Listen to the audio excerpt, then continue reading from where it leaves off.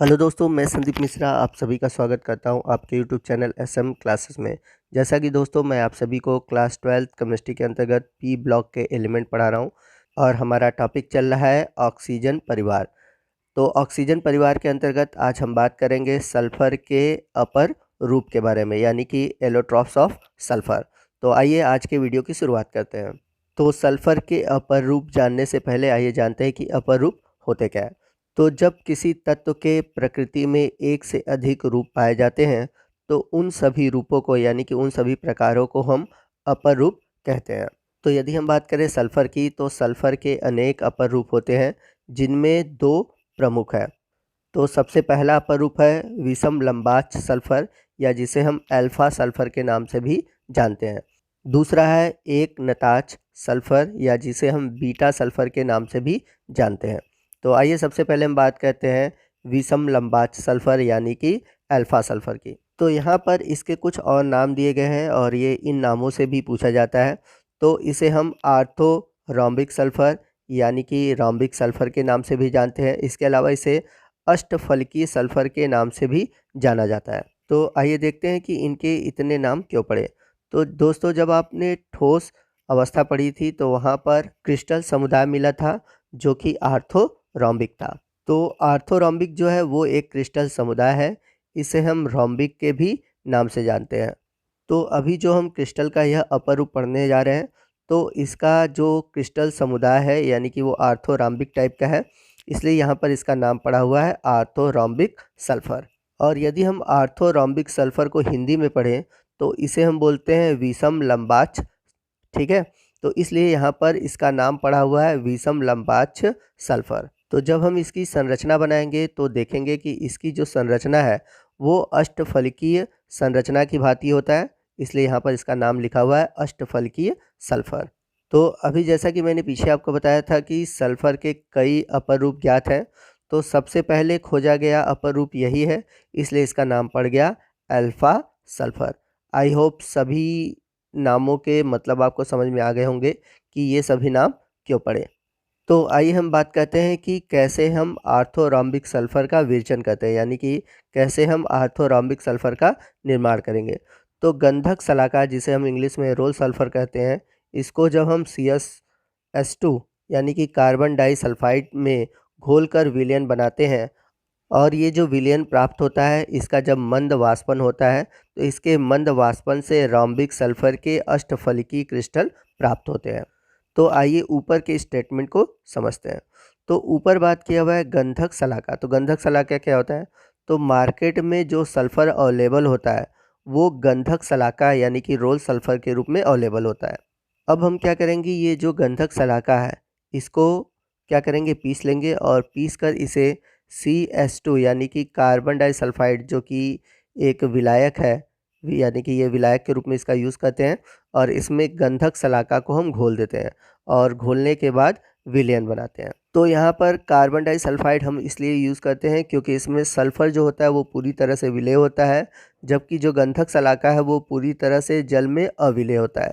इस वजह से यहाँ पर हम कार्बन डाइसल्फाइड का यूज़ करते हैं। तो ये जो हमें विलयन प्राप्त होता है अब इसको हम छोड़ देते हैं ताकि इसका धीरे धीरे मंद वाष्पन हो। तो जब इसका मंद वाष्पन होता है तो सल्फर के अष्टफलकीय संरचना वाले क्रिस्टल प्राप्त होते हैं जिसे हम आर्थोरोम्बिक सल्फर यानी कि रोम्बिक सल्फर कहते हैं। तो यहाँ पर फिगर में आप देख सकते हैं कि इसकी ज्यामिति आपको अष्टफलकीय दिख रही होगी। तो इस अष्टफलकीय संरचना के कारण इसे हम अष्टफलकीय सल्फर कहते हैं। आइए बात करते हैं इसके कुछ गुणों की। तो यह सल्फर का सबसे अधिक स्थायी अपरूप है जो कमरे के ताप पर स्थायी होता है। तो आइए बात करते हैं हम आर्थोरोम्बिक सल्फर के गुणों की। तो रोम्बिक सल्फर पीले रंग का एक ठोस होता है, जैसा कि अभी आपने इमेज में भी देखा, यह पीले रंग का ठोस होता है। दूसरा पॉइंट यह है, यह जल में अविलेय परंतु कार्बन डाइसल्फाइड में पूर्ण रूप से विलेय होता है। तो पीछे अभी हम लोगों ने यह भी पढ़ा हुआ था। इसके अलावा यह बेंजीन, अल्कोहल तथा ईथर में अल्प विलेय होते हैं। तो रोम्बिक सल्फर कार्बनिक विलायकों में अल्प विलेय है और जल में अविलेय है, परंतु CH2 यानी कि कार्बन डाइसल्फाइड में पूर्ण विलेय होता है। इसका जो गलनांक होता है वो होता है 385.8 केल्विन तथा इसका जो विशिष्ट घनत्व होता है वो होता है 2.06। तो ये तो थी बात ऑर्थोरॉम्बिक सल्फर के गुणों की। आइए नेक्स्ट हम बात करते हैं सल्फर के दूसरे अपरूप यानी कि एक नताक्ष सल्फर, जिसे हम मोनोक्लिनिक सल्फर या प्रिज्मेटिक सल्फर भी कहते हैं। इसके अलावा मैंने पीछे भी बताया था कि इसे हम बीटा सल्फर के नाम से भी जानते हैं। तो इस क्रिस्टल की जो संरचना है वो क्रिस्टलीय संरचना के मोनोक्लिनिक प्रकार से मिलती है, इसलिए इसका नाम पड़ा है मोनोक्लिनिक सल्फर। तो जब आप क्रिस्टल के रूप पढ़ रहे थे, अलग अलग व्यवस्था पढ़ रहे थे, तो उसमें आपने मोनोक्लिनिक संरचना पढ़ा हुआ है। तो मोनोक्लिनिक को हिंदी में हम बोलते हैं एक नताक्ष, ठीक है, इसलिए इसका नाम पड़ा हुआ है एक नताक्ष सल्फर। तो जब इसके सल्फर प्राप्त होते हैं वे सफ़ेद कलर के होते हैं, प्रिज्म की तरह होते हैं, इसलिए इसे हम बोलते हैं प्रिज्मेटिक सल्फर। और ये जो सल्फर है अल्फ़ा सल्फर यानी कि पहले वाले सल्फर के अपरूप के बाद प्राप्त हुआ है, इसलिए इसका नाम पड़ा बीटा सल्फर। उम्मीद है कि आपको समझ में आ गया होगा कि इसके सभी नाम कैसे पड़े हुए हैं। तो आइए हम बात करते हैं मोनोक्लिनिक सल्फर के विचलन यानी कि इसके निर्माण की। तो विषम लंबास सल्फर को एक तस्तरी यानी कि चाइना डिश में पिघलाकर ठंडा करते हैं, जिससे ऊपर पपड़ी बन जाती है। इस पपड़ी पर 2 छिद्र करके बचा हुआ द्रव निकाल लिया जाता है। पपड़ी को हटाने पर रंगहीन सुई के आकार की बीटा सल्फर के क्रिस्टल बनते हैं। तो यहाँ पर आपको एक बात समझ में आ रही होगी कि जो एक नताक्ष सल्फर है इसे हम विषम लंबास सल्फर से ही प्राप्त करते हैं। तो इसके लिए हम क्या करेंगे कि हम एक चाइना डिश लेंगे और उसमें हम विषम लंबाक्ष सल्फर को पिघलाकर ठंडा करेंगे।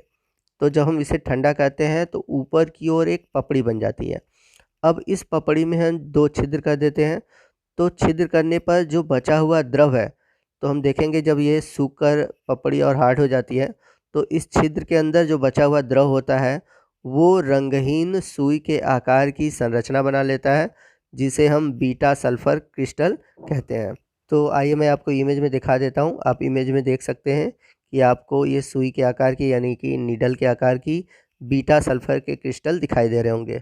तो आइए हम बात करते हैं इसके गुणों की। तो यदि हम इसके गुणों को देखें तो ये बहुत कम स्थायी होता है, यानी कि जो मोनोक्लिनिक सल्फर है केवल उच्च ताप पर 369 केल्विन पर या इससे अधिक ताप पर स्थायी होता है। या आप इस प्रकार भी कह सकते हैं कि जो मोनोक्लिनिक सल्फर है वो कमरे के ताप पर अस्थायी होता है। तो आइए हम बात करते हैं एकनताक्ष सल्फर के गुणों की। तो जो एकनताक्ष सल्फर है हल्के पीले रंग का या फिर रंगहीन ठोस होता है। तो ये हल्के पीले रंग का या फिर रंगहीन होता है। तो जैसा कि आप फिगर में देख सकते हैं, इसका जो कुछ भाग है वो हल्के पीले रंग का है और कुछ भाग इसका क्या है, सफ़ेद है। तो इसलिए यहाँ पर बोला गया है कि जो एक नताक्ष सल्फर होते हैं वो हल्के पीले या रंगहीन होते हैं।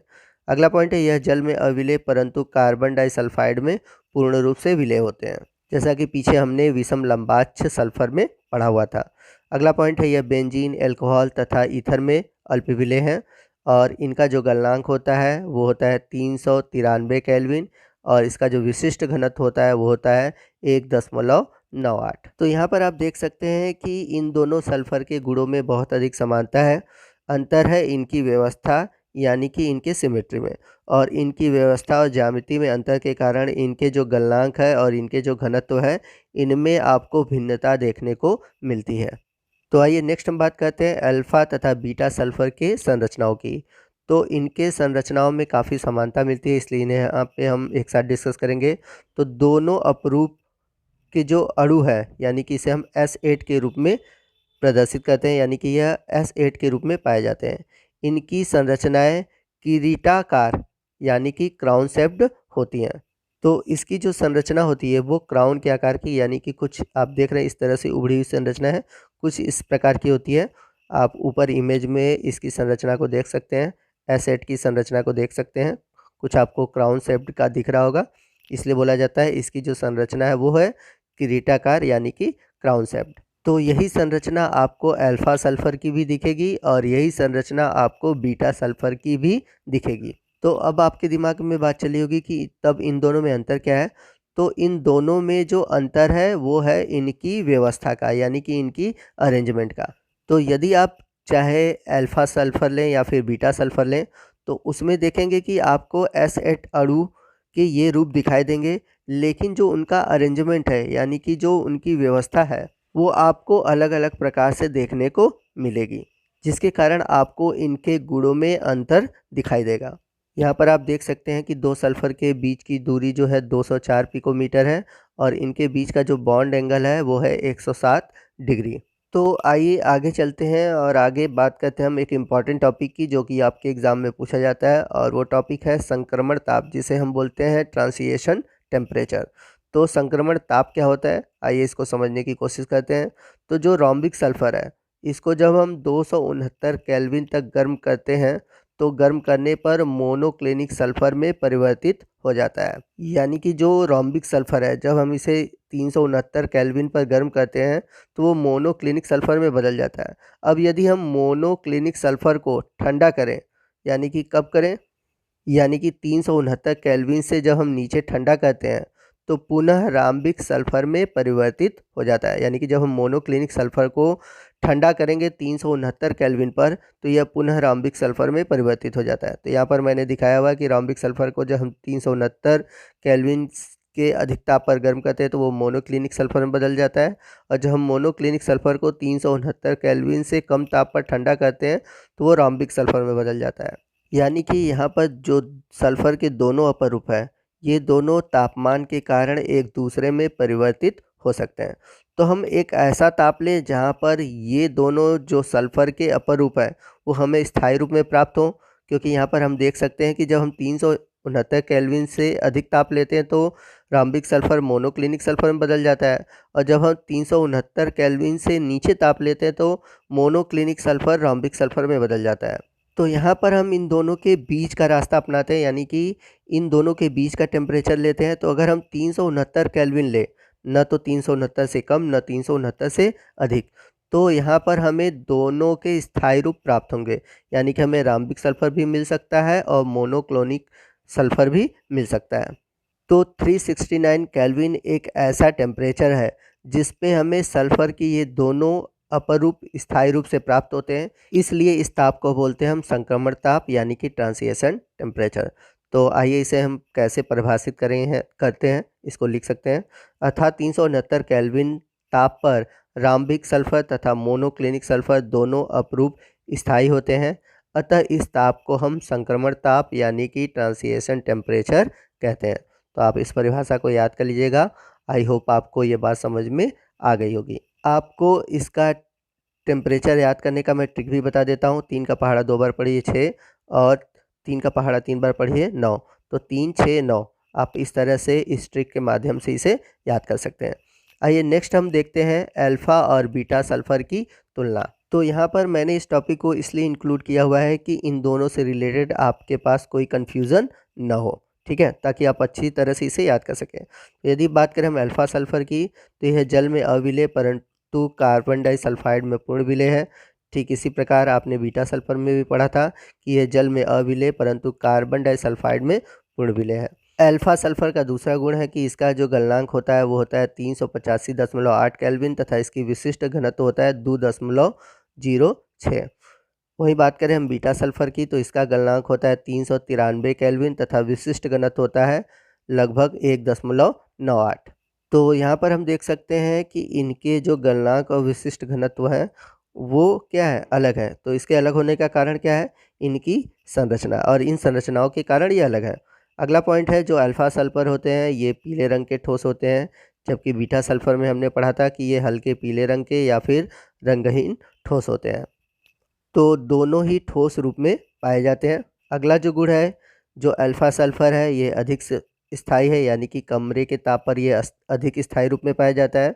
वहीं हम बात करें बीटा सल्फ़र की, तो यह कम स्थायी होता है, यानी कि यह कमरे के ताप पर आपको कम स्थायी रूप में मिलेगा, केवल यह उच्च ताप पर ही स्थायी रूप में मिलता है। तो ये तो बात हुई अल्फ़ा और बीटा सल्फ़र के गुणों की तुलना की। तो दोस्तों ये था हमारा आज का वीडियो। हमारा आज का वीडियो आपको कैसा लगा आप कमेंट करके ज़रूर बताइएगा। अगर वीडियो अच्छा लगा हो तो वीडियो को लाइक और शेयर करना मत भूलिएगा, और यदि आप हमारे चैनल पर नए हैं और अभी तक आपने हमारे चैनल को सब्सक्राइब नहीं किया है तो प्लीज़ हमारे चैनल को सब्सक्राइब कर लीजिएगा, और बगल में जो बेल आइकन है उसे प्रेस करना मत भूलिएगा, ताकि जब भी मैं इस तरह के वीडियो अपलोड करूँ उसका नोटिफिकेशन आपको मिलता रहे। तो दोस्तों मिलते हैं अगले वीडियो में अगले टॉपिक के साथ।